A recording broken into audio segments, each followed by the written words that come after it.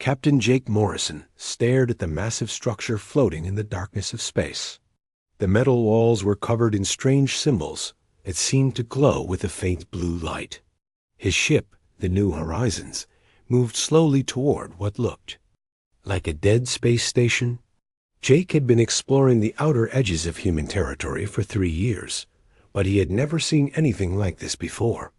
"Captain, I'm getting some weird readings from that thing," said Lieutenant Amy Rodriguez from her station. She was the ship's expert on alien life and technology. Her dark eyes were focused on the screens in front of her, and her fingers moved quickly over the controls. "It's not giving off any power signals, but there's definitely something active inside." Chief Engineer Paul Davis looked up from his own console. He was a big man with rough hands from years of working with machines. "The structure is huge, sir. Maybe 10 times bigger than our largest space stations. Whoever built this had some serious technology." Jake nodded and walked closer to the main viewing window. The space station was shaped like a giant ring with several smaller rings attached to it. Dark windows covered its surface like dead eyes. Something about it made him feel uncomfortable, but he couldn't explain why. "Any signs of life?" Jake asked. Amy shook her head. "No life signs, but the computer systems are still running on some kind of backup power. I think we can dock with it safely." Jake thought for a moment.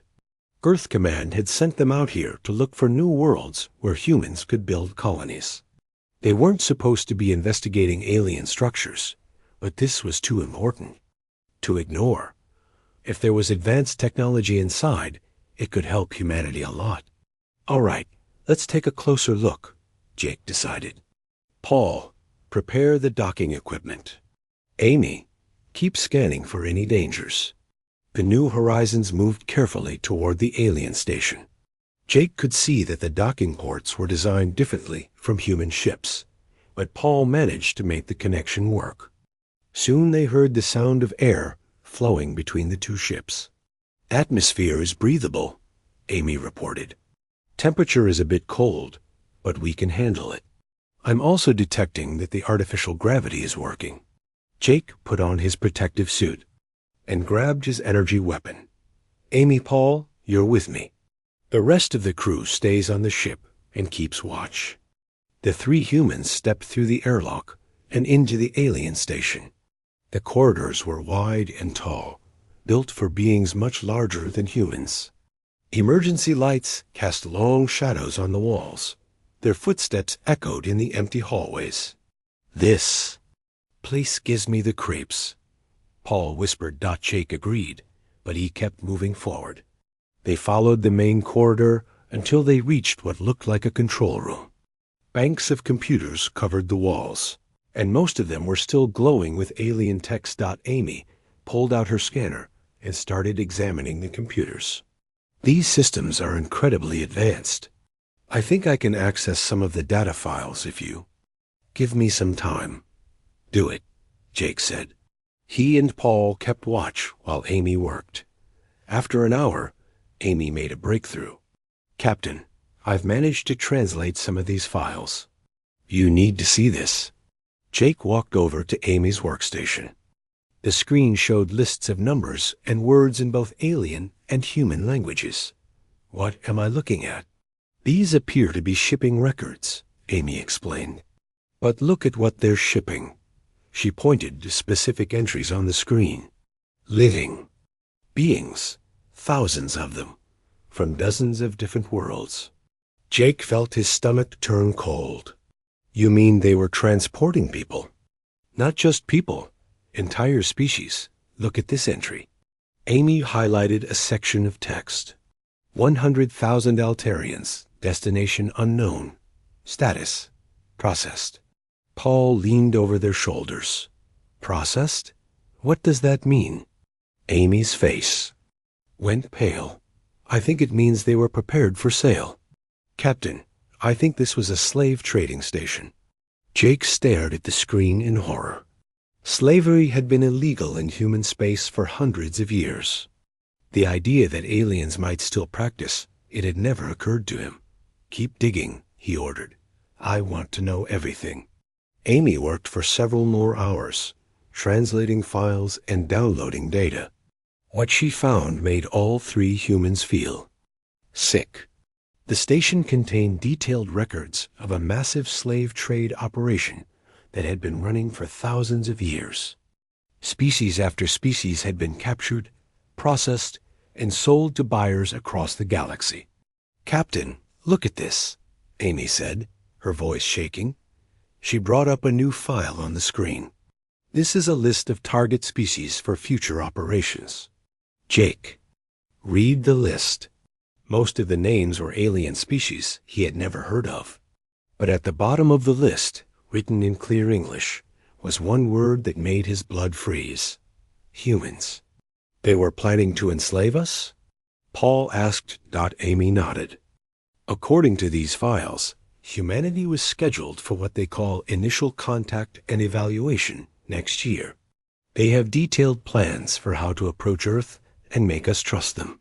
Jake felt anger building inside him. What else do these files say about their plans for us? Amy continued reading. They've been watching us for decades. They know about our technology, our military strength, our population centers. They even have psychological profiles of human behavior.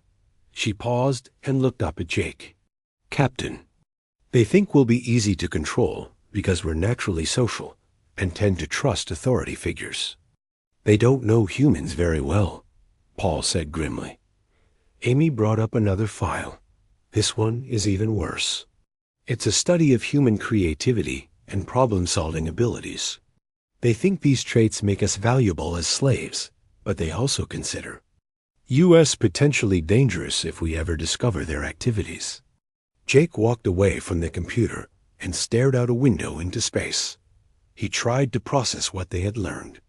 An alien organization had been enslaving entire species for thousands of years, and humanity was next on their list. "Amy, how many species have they enslaved?" he asked. "Based on these records, at least 47 different species over the past 2,000 years. Some of them we thought were extinct, but according to this data, they're still alive and working as slaves in distant parts of the galaxy."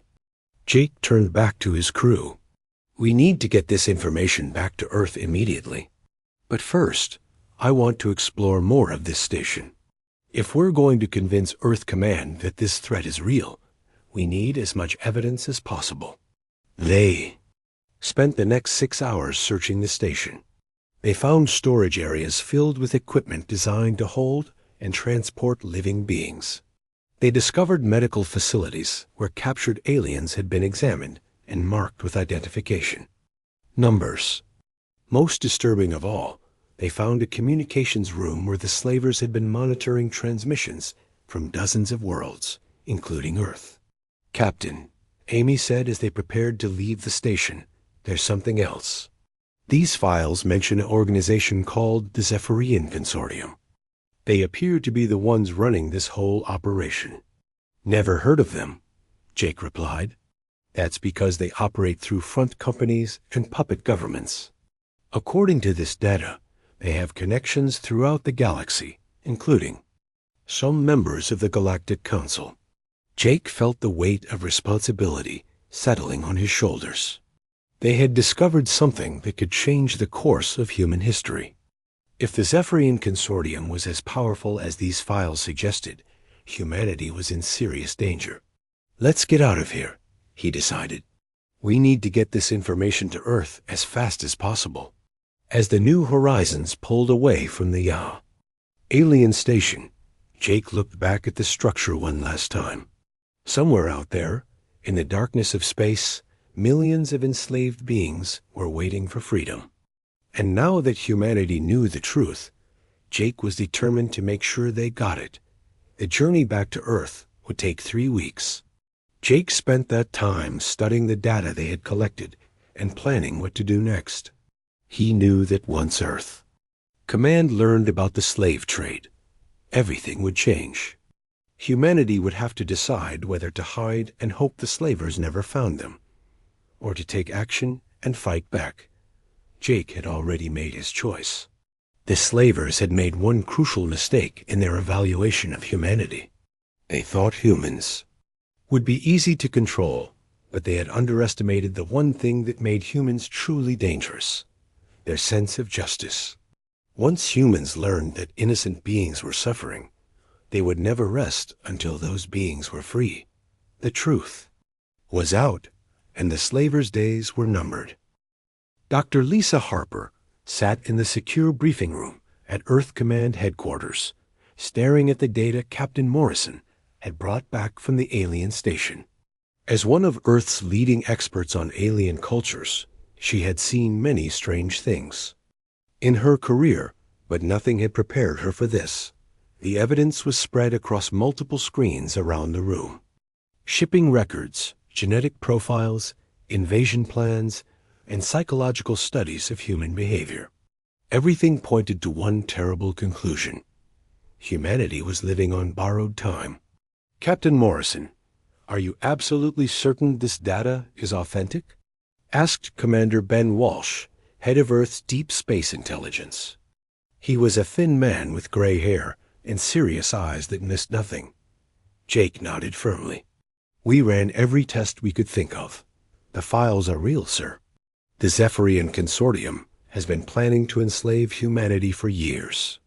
Lisa studied the cultural analysis files on her screen. These psychological profiles are incredibly detailed. They know how humans think, how we organize ourselves, even how we react to stress. This level of research would take decades to compile. "Which means they've been watching us for a very long time," Ben said grimly. Lisa highlighted a section of text. "Look at this assessment of human military capabilities. They believe our technology is primitive compared to theirs, but they're concerned about our tactical thinking. They describe human battle strategies as unpredictable and chaotic. I'll take that as a compliment," Jake said. Ben walked to the main display screen. "What worries me most is this list of front companies and shell organizations. If the consortium really controls all of these, then they have influence throughout the galaxy." Lisa had been studying the same information. "It's worse than influence, Commander. They've been manipulating galactic politics for centuries. Look at these records of the Vegan War 20 years ago. We thought it was a civil conflict, but according to this data, the consortium orchestrated the whole thing." "Why would they do that?" Jake asked. "To weaken the vegan people and make them easier to enslave," Lisa explained. "The war destroyed their government and scattered their population. Within 5 years, most vegans had disappeared. We assumed they died in the fighting, but these files suggest they were captured and sold." Ben studied the data more carefully. This pattern repeats with dozens of species. Economic collapse, political chaos, then sudden disappearance. We thought these civilizations had destroyed themselves, but they were actually being harvested. A communication alert sounded in the room. Ben activated the secure channel. "Walsh here." The voice that came through the speakers was distorted to hide the speaker's identity. "Commander, this is Contact 7. I have information about the situation." "You're investigating?" Ben looked surprised. Contact 7 was one of their deepest undercover agents, operating somewhere in the outer systems. "Go ahead, 7. I'm currently on Kepler 442b, working in the mining operations here. Commander, there are humans on this world who aren't supposed to be here." Lisa felt her heart skip a beat. "What do you mean?" "I've met workers who claim they were passengers on colony ships that disappeared years ago. The Hope's Journey, the New Frontier, the Star Walker. Ships that Earth Command listed as lost to space accidents." Jake leaned forward. "How many humans are we talking about?" "At least 300 that I've personally seen, but there could be thousands more. They're working in the deep mines under terrible conditions. Most of them have identification numbers tattooed on their arms." The room fell silent. Lisa felt sick thinking about humans being treated like property. Ben activated his recording system. 7. I need you to gather as much information as possible about these people. Names, ship records, anything that can help us verify their identities. Already working on it, sir. But Commander, there's something else. I've made contact with workers from other species too. Alterians, Centaurians, even some beings I can't identify. They're all slaves, and they all have the same story. Their worlds were contacted by peaceful traders who turned out to be slavers. Lisa studied the files on her screen again. The pattern is always the same. The consortium approaches a species as friendly traders or explorers. They spend time learning about the culture and technology. Then they find a way to cause chaos and use the confusion to capture large numbers of people. How do they transport so many people without being detected? Jake asked. Ben brought up a star chart on the main screen. According to these files, they use a network of hidden bases and way stations. Ships can travel between them without passing through any monitored space routes. Lisa discovered another disturbing file. Commander, look at this. It's a list of species that have been completely enslaved. 47 different civilizations, with a total population of over 2 billion individuals. 2 billion slaves. Ben said quietly. This is the largest crime in galactic history. The communication system activated again. Commander, this is 7 again. I've found something important. There's a human here named Ryan Cole. He used to work in computer security before his ship was captured. He's been secretly documenting everything that happens in the mines and trying to contact other slave populations. Can you put us in touch with him? Ben asked. I'll try to set up a secure communication link. But sir, you need to know that the situation here is getting worse. The guards have been talking about moving large groups of workers to other locations. I think the consortium is preparing for something big. After the communication ended, the 3 people in the briefing room sat in stunned silence. The scope of the slave trade was much larger than they had imagined. Lisa was the first to speak. We need to understand how their network operates. If we're going to stop them, we have to know where their bases are and how they move people between them. Ben nodded. I'll start analyzing their shipping routes. Jake, I want you to prepare a detailed report for Admiral Sullivan. She'll need to brief the President and the Colonial Council. What about the Galactic Council? Jake asked. Shouldn't we warn them? Lisa and Ben exchanged worried looks. That's complicated, Ben said. According to these files, several council members either work for the consortium or are being blackmailed by them. Lisa highlighted names on her screen. Ambassador Zach Tarr from the Rigel system has been taking payments from consortium companies for years. Counselor Vel Thara from Proxima has family members who work for front organizations. We can't trust anyone until we know who's clean. Ben stood up and walked to the window overlooking Earth's capital city. We're essentially alone in this. Humanity will have to take action without help from galactic authorities. Can we do that?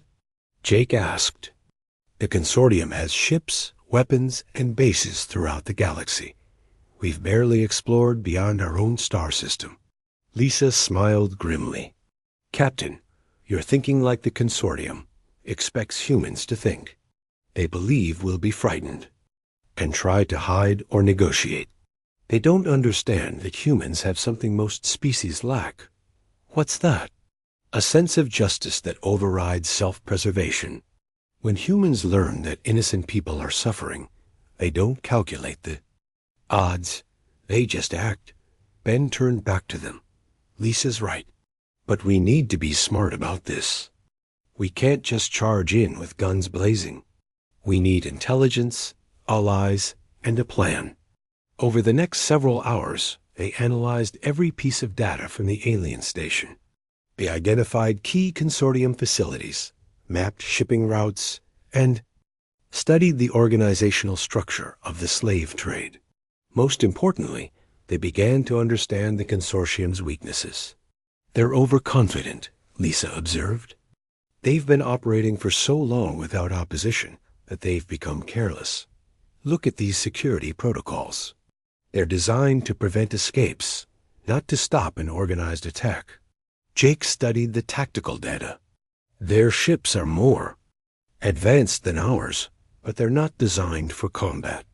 They're built for transporting cargo and intimidating primitive species. Ben highlighted communication records. And their command structure is centralized. If we could disrupt their main coordination centers, the whole network might collapse. As the day ended, the three humans had the beginning of a plan. It would be dangerous and would require resources that Earth barely possessed. But for the first time since discovering the truth about the slave trade, they felt hope. Tomorrow we brief Admiral Sullivan, Ben said. Once she understands the situation, things are going to move very fast. Lisa gathered her files. Do you think she'll approve military action? Ben smiled. Admiral Sullivan lost her brother when his colony ship disappeared 15 years ago. When she learns he might still be alive as a slave, I think she'll approve. More than just military action. Jake stood up to leave. Sir, what about the people who are enslaved right now? How long before we can help them? That depends on how quickly we can organize a response, Ben replied. But Jake, I want you to understand something. Once we start this fight, there's no going back. The consortium will know that humanity has discovered their secret, and they'll try to destroy us. Jake nodded. Then we'd better make sure we destroy them first. As the three humans left the briefing room, none of them realized that their conversation had been monitored by hidden sensors. Admiral Kate Sullivan stood in the war room at Earth Defense Command, studying the holographic display that showed known consortium operations across 17 star systems. The evidence that Captain Morrison and Dr. Harper had presented was overwhelming, but the military implications were staggering. How long do we have before they realize we know? She asked Commander Walsh, and checked his datapad. Hard to say, Admiral. Our intelligence suggests they're planning initial contact with Earth within the next 8 months. If we do nothing suspicious, we might have that long to prepare. Kate nodded grimly. She was a woman who had spent her entire career preparing for threats to humanity, but she had never imagined anything like this. The idea that her brother might still be alive somewhere as a slave made her both hopeful and furious. Dr. Marcus Webb, director of the Colonial Science Institute, entered the room carrying a thick folder of documents. He was a short man with kind eyes, but his expression was deadly serious. Admiral, I've finished analyzing the technology samples that Captain Morrison brought back. The good news is that their equipment isn't as advanced as we initially thought. The bad news is that they have a lot more of it than we do. Kate gestured for him to continue. Their ships are faster than ours and have better energy shields, but their weapons are designed for intimidation rather than actual combat. They've never had to fight a real war because most species surrender without fighting. What about their numbers? Kate asked. Marcus consulted his notes. Based on the shipping records, we estimate they have roughly 200 combat vessels and maybe 500 transport ships. That sounds like a lot, but it's spread across the entire galaxy. Kate felt a spark of hope. So if we could coordinate our attacks, we might be able to hit them before they can concentrate their forces. Exactly, Ben agreed. But we need allies. Earth's fleet alone isn't big enough to take on the entire consortium. Kate activated the communication system. Get me Elena Torres. I need to speak with her immediately. Elena Torres was Earth's most skilled diplomat and currently served as humanity's representative to the Galactic Council. She was also one of the few people with security clearance high enough to know about the slave trade discovery. Elena's image appeared on the main screen. She was calling from her office on the council station near the Galactic Center. Admiral Sullivan, I was hoping you'd contact me. I've been doing some very careful investigation based on the information you sent. What have you learned? Kate asked. Several council members are definitely working with the consortium, but there are others who might be willing to help us. The Altarian delegate has been asking questions about missing ships from his home system. The vegan representative seems to suspect something happened to her people, and there are at least 3 other species that have reported unusual population. Declines. Dr. Webb leaned forward. Can we trust them with the truth? Elena considered carefully. I think so, but we need to be very careful about how we approach them. If word gets back to the wrong people, the consortium might accelerate their plans. Kate made a decision. Elena, I want you to set up secret meetings with the delegates you trust. Don't tell them everything at first, just enough to gauge their reactions. If they seem receptive, we can gradually share more information. Understood. Admiral, what about our military preparations? Kate looked at the star charts displayed around the room. We're going to start mobilizing our forces, but we need to do it quietly. The consortium thinks we're a primitive species that barely travels between stars. We need to keep them thinking that until we're ready to strike. After Elena signed off, Kate turned to Ben.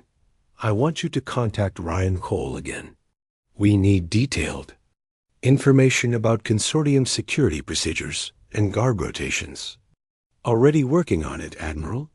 He's managed to establish contact with resistance cells on 4 different worlds. Apparently, slaves have been trying to organize escapes for years, but they never had outside support. Marcus pulled up technical specifications on his tablet. Admiral, there's something else we need to consider. The consortium uses neural conditioning to control their slaves. It's a form of brainwashing that makes people docile and obedient. Kate felt her anger growing. Can it be reversed? We think so, but it will require specialized medical treatment. We'll need to establish rehabilitation centers for rescued slaves. Then we'd better start planning for that now. Kate decided. Over the next several weeks, Kate worked with her staff to build what they called the Liberation Network. It was a secret organization dedicated to ending the slave trade and freeing enslaved populations throughout the galaxy. Captain Morrison was promoted to colonel and given command of the reconnaissance operations. His job was to identify consortium facilities and gather intelligence about their defenses. Dr. Harper was assigned to work with alien psychology experts to develop methods for communicating with traumatized slaves from dozens of different species. Meanwhile, Ben Walsh coordinated with intelligence agents throughout human space to recruit volunteers for the mission. The response was overwhelming. When carefully selected military personnel learned about the slave trade, almost everyone wanted to help. Veterans who had retired years ago asked to return to service. Civilian pilots volunteered their ships. Even scientists and doctors offered to join dangerous rescue missions. Kate realized that the consortium had made a fundamental error in their assessment of humanity. They thought humans would be paralyzed by fear when faced with a superior enemy. Instead, learning about the injustice had unified humanity like nothing in their history. Elena Torres provided regular updates from the Galactic Council. She had successfully made contact with representatives from 6 species that had been targeted by the consortium. The Altarian delegate broke down and cried when I showed him evidence that his people weren't extinct. Elena reported during one of their secret communications. He's been carrying guilt for years, thinking his government had failed to protect their colonies. What about military support? Kate asked. The Altarians have about 50 ships that survived the attacks on their worlds. They're old and not very well armed, but the crews are highly motivated. The vegan refugees have fewer ships, but more experience with guerrilla warfare. Kate studied the tactical displays. Every ship helps. What about the other species? The Centaurians are still deciding whether to trust us, but I think they'll come around. They've lost entire star systems to what they thought were natural disasters, but our evidence shows consortium involvement. Dr. Webb had been working on another crucial aspect of the mission. Admiral, I've been analyzing the neural conditioning technology. I think we can develop a way to reverse the process, but we'll need to capture some of their medical equipment first. Add that to the target list, Kate ordered Dot as the weeks passed. The Liberation Network grew larger and more sophisticated. Kate established training facilities in remote asteroid fields where human and alien volunteers could practice rescue operations without being detected. The volunteers came from every part of human society. Former soldiers, merchant ship crews, colonial security officers, and even civilian volunteers who had lost family members to disappeared colony ships. One of the most valuable recruits was Commander Tony Martinez, a veteran of the border conflicts with pirate groups. He had experience with unconventional warfare and spoke several alien languages. Admiral, these people are ready to fight, Tony reported after inspecting the training facilities. But they're not just motivated by anger. They genuinely want to help the slaves we're going to rescue. Kate nodded. That's what will make the difference. The consortium sees slaves as property, but we see them as people who deserve freedom. Ryan Cole managed to establish secure communication links with resistance groups on 12 different worlds. The information he provided was invaluable for planning rescue operations. The guards change shifts every 8 hours, he reported during one communication session. Most of them are bored and don't expect any real trouble. The biggest security risk is the automated systems that track slave movements. Dr. Harper worked with xenopsychology experts to prepare treatment protocols for different species. Each alien race responds differently to trauma, she explained to the medical teams. We need to be prepared for everything from complete memory loss to violent psychological breaks. Meanwhile, Elena Torres carefully gathered more allies within the Galactic Council. She discovered that the consortium's corruption was even more extensive than they had initially believed. 3 more council members are definitely compromised, she reported. But I've also identified 7 species that have been secretly investigating disappearances among their populations. If we can coordinate with them, we'll have a much larger force. Kate looked at the growing network of allies and felt cautiously optimistic. How long before we're ready to begin operations?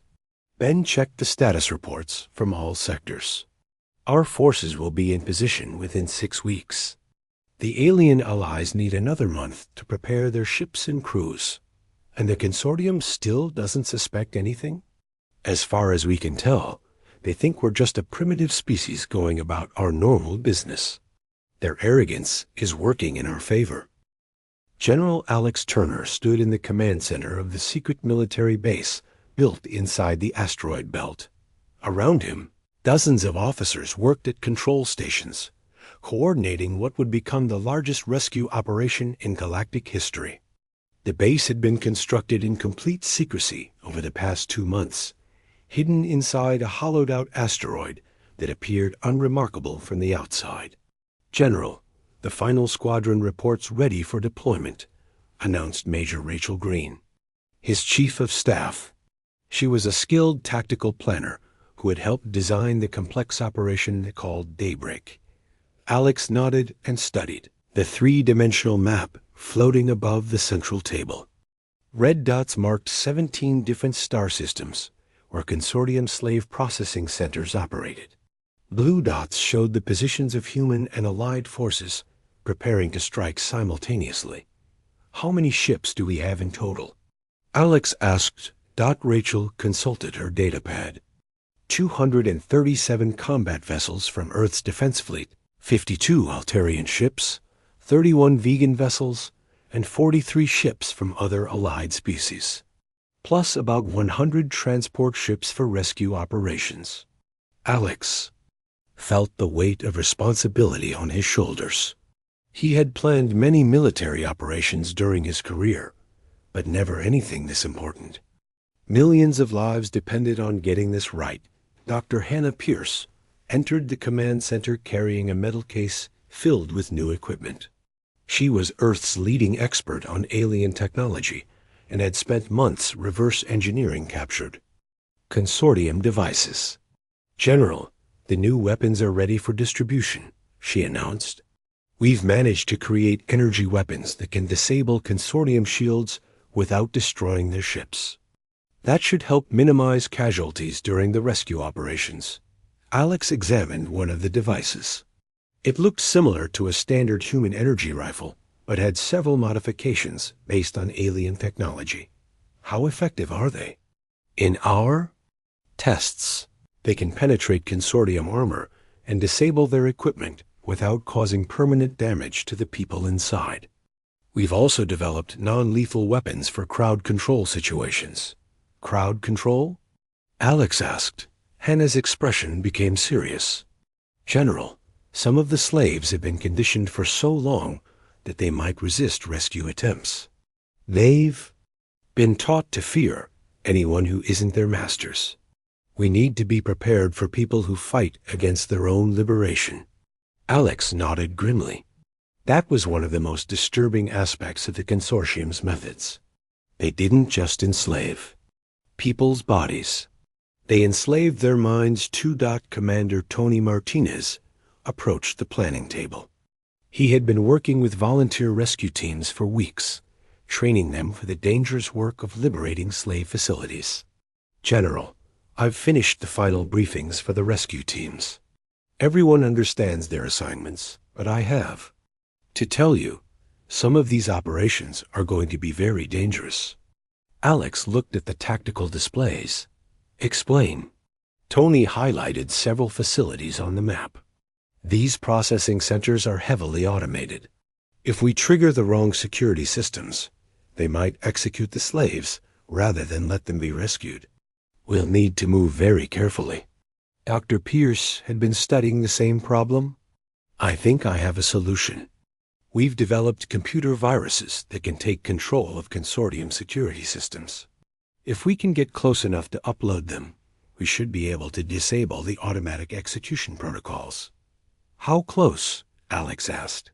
"The upload teams will need to be inside the facilities. It's dangerous, but it's the only way to ensure the slave safety."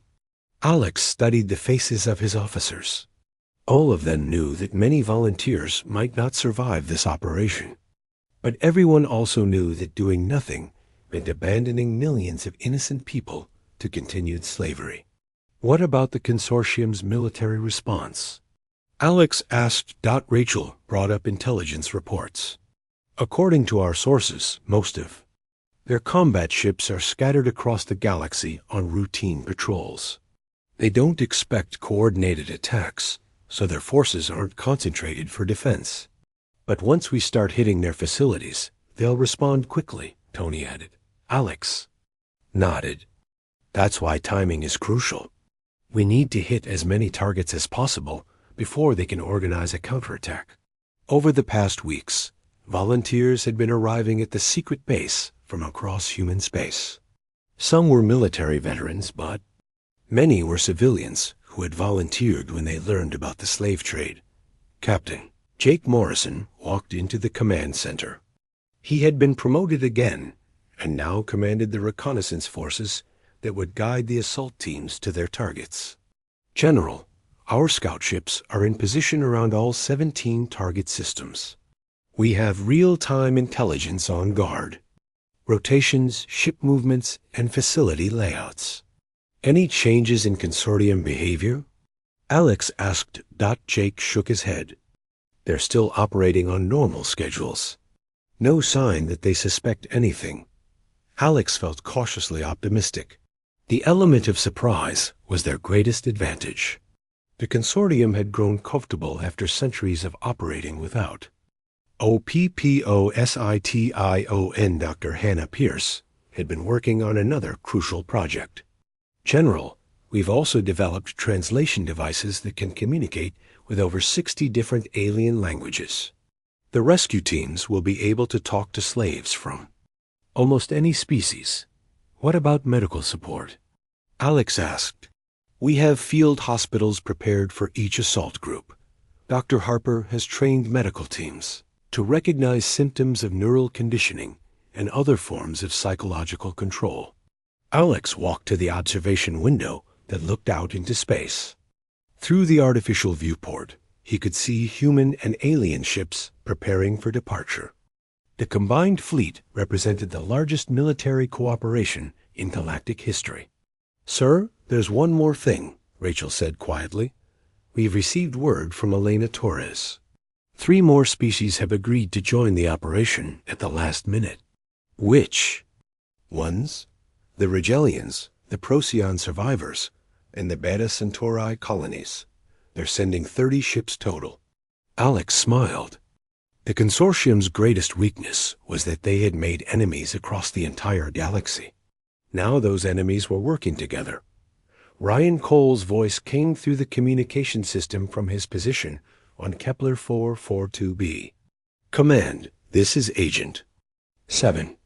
I have an update on the situation here. Go ahead, 7, Alex responded. The guards have been talking about a major shipment scheduled for tomorrow. They're planning to move over 2,000 slaves to different locations. If we don't act soon, we'll lose track of many people. Alex looked at his officers. The original plan called for launching the attacks in 3 days, but this news changed everything. Can we move up the timeline? He asked. Rachel quickly consulted the deployment schedules. It would be difficult, but possible. Most of our forces are already in position. What about the alien allies? Tony checked his communication board. The Altarians and Vegans can be ready in 12 hours. The other species will need a bit longer. Alex made the decision. We launch in 18 hours. Send the message to all units. Operation Daybreak begins tomorrow. As his officers rushed to update the battle plans, Alex reflected on how much had changed since Captain Morrison first discovered that alien station. 6 months ago, humanity had been alone in the galaxy, focused on exploring and building new colonies. Now they were about to lead a war for galactic freedom. The volunteers who had joined the mission came from every part of human society. Former soldiers who had retired to peaceful lives. Merchant ship captains who had never fired a weapon in anger. Scientists and doctors who had never seen combat. Even teenagers who had lied about their ages to join the rescue teams. What united them all was a simple belief. No one deserved to live as a slave. Alex activated the general communication system. Attention all personnel. This is General Turner. Tomorrow, we begin Operation Daybreak. I want everyone to understand what we're fighting for. We're not just trying to rescue slaves. We're proving that freedom is more powerful than oppression. He paused and looked around the command center. The consortium has spent thousands of years building their empire of slavery. They think they're untouchable because they're stronger than any single species. But they made one crucial mistake. They underestimated what happens when free people work together. Dr. Pierce was making final adjustments to the new weapons. General, all equipment is ready for distribution. Commander Martinez, are the rescue teams prepared? Yes, sir. Every volunteer knows their assignment and understands the risks. Captain Morrison, are the scout ships ready to guide our forces to their targets? Ready and waiting, sir.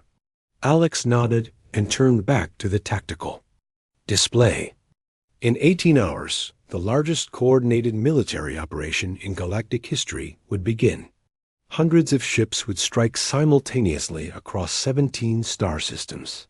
Thousands of volunteers would risk their lives to free people they had never met. The consortium had built their power on the belief that most species were too weak or too frightened to resist. Tomorrow, they would learn how wrong they were. Alex looked one more time at the red dots marking consortium facilities. Soon, those dots would turn blue as slave processing centers became liberation points. The age of galactic slavery was about to end. All units, prepare for final briefings, Alex announced. Tomorrow, we change the galaxy forever. Admiral Kate Sullivan stood on the bridge of the flagship Liberty as it approached the consortium's main processing center in the Vega system. Around her, the largest fleet in human history moved through space in perfect formation. The moment she had been planning for months was finally here. "Admiral, all strike groups report ready," announced Captain Morrison from his position at the tactical station. He had been promoted to lead the reconnaissance forces that would guide each assault team to their targets. Kate looked at the chronometer on the main display. In exactly 3 minutes, attacks would begin simultaneously across 17 star systems. 300 ships carrying the combined forces of 8 different species were about to strike the consortium's slave trade network.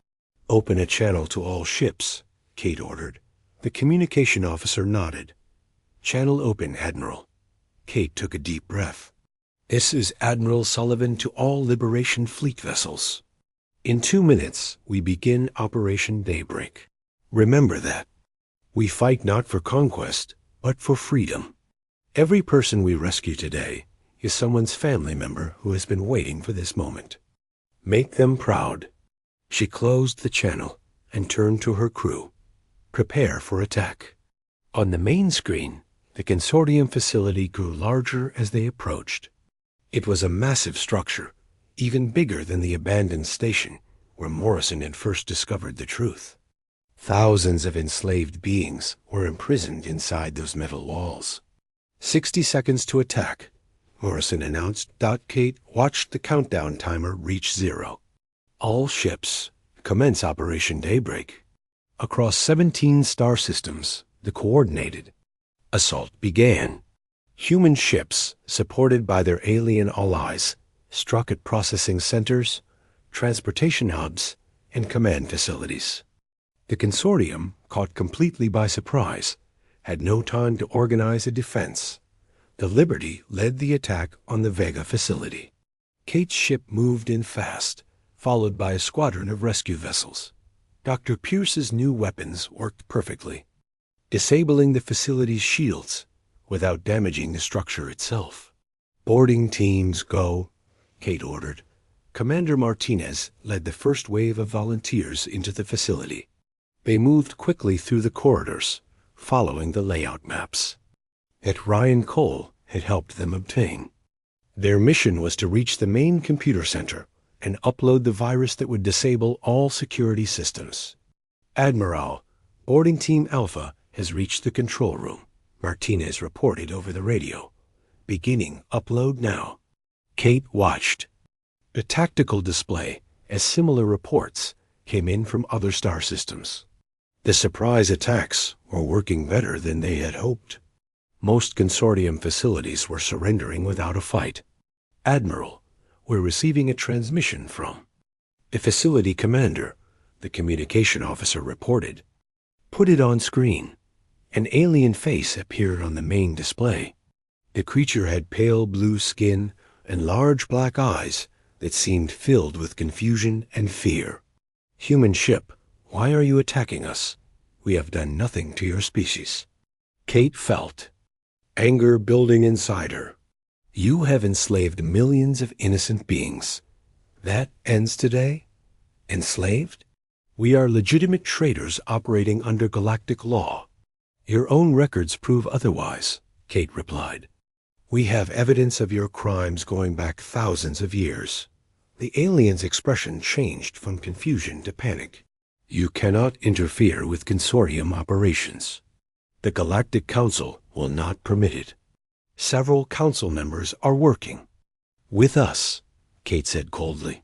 "Your corruption has been exposed." The transmission ended abruptly as Martinez's team completed their mission. Security systems throughout the facility shut down, and the doors to the slave quarters opened automatically. "Admiral, the prisoners are free," Martinez reported. "We're beginning evacuation procedures now." Kate watched on the security monitors as thousands of enslaved beings emerged from their cells. Many of them moved slowly, confused by their sudden freedom. Others fell to their knees and wept. The rescue teams moved among them, offering food, medical aid, and reassurance in dozens. Of different languages. Dr. Harper's voice came through the communication system from one of the medical ships. "Admiral, we're seeing exactly what we expected. Many of the slaves have been conditioned to fear rescue attempts. It's going to take time to help them understand that they're really free." "How bad is the conditioning?" Kate asked. "Some of them are begging us to take them back to their cells. Others are trying to contact their guards to report that they've been stolen. We'll need weeks or months of treatment to undo the psychological damage." Kate felt her heart break, thinking about what these people had endured. But she also felt fierce pride in the volunteers who were risking their lives to help them. Reports continued coming in from the other attack sites. The facility at Kepler 442b had been liberated with Ryan Cole leading the rescue teams personally. Processing centers in the Alpha Centauri system, the Wolf 359 system, and a dozen other locations had fallen to the combined human and alien forces. "Admiral." Incoming transmission from General Turner. The communication officer announced. Alex Turner's face appeared on the screen. He was calling from the command ship overseeing the attacks in the outer systems. "Kate, the operation is exceeding all expectations. We've successfully taken 14 of 17 target facilities. 3 sites triggered their automatic defenses, but our computer viruses disabled them before they could harm the prisoners." "What about consortium military response?" Kate asked. "Scattered and ineffective. Their ships are designed for intimidating primitive species, not for fighting real battles. Most of them are surrendering when they realize they're outnumbered." Kate smiled. The consortium's greatest weakness had always been their arrogance. They had never prepared for organized resistance. Elena Torres contacted them from the Galactic Council Station. "Admiral Sullivan, I have news from the political front. 3 more council members have admitted to taking bribes from the consortium. The evidence you've gathered is causing a complete reorganization of galactic government." "What about the species that were thought to be extinct?" Kate asked. "We've found survivors from almost all of them.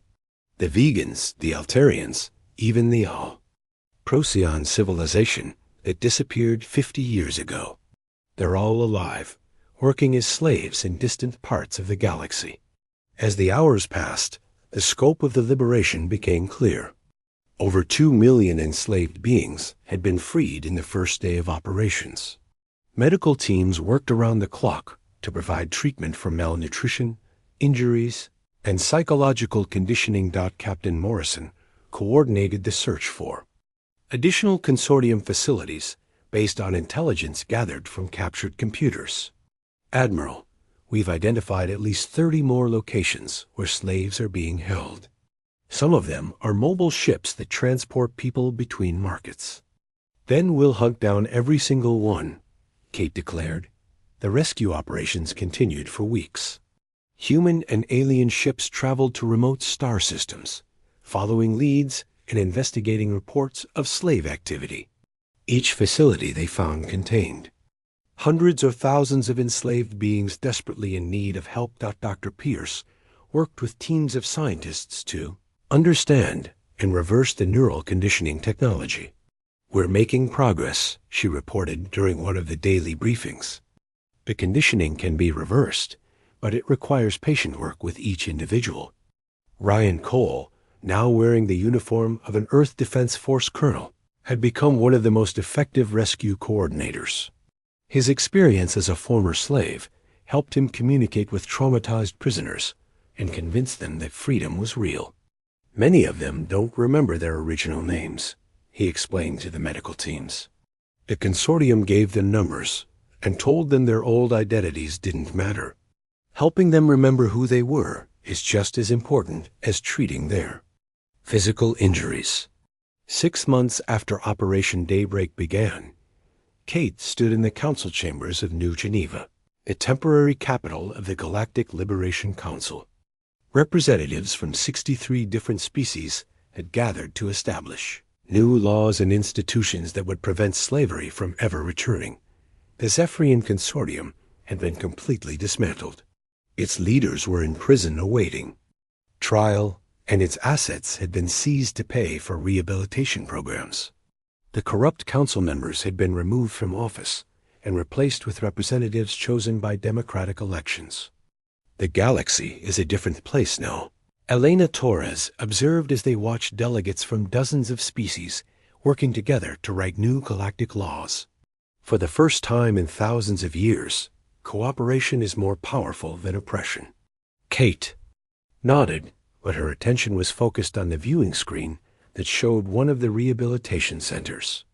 Former slaves were learning new skills, reuniting with family members, and slowly rebuilding their lives. Many of them still struggled with the trauma of their experiences, but they were free. Admiral Morrison, who now commanded the Galactic Liberation Fleet, approached with the latest status report. Kate, we've completed operations in all known consortium territories. The last slave facility was liberated yesterday. How many people in total? Kate asked.